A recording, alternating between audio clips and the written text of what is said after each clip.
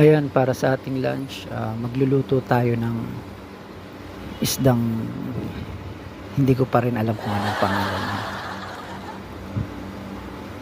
Yan po yung nalambat namin sa dagat ng isang araw.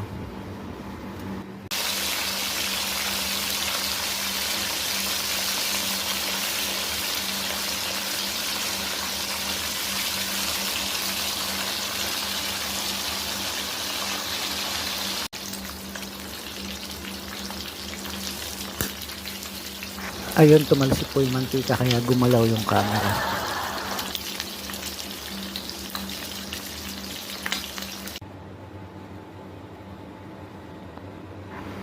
So ayan, luto na po ang isda na hindi ko alam ang pangalan para sa ating lunch.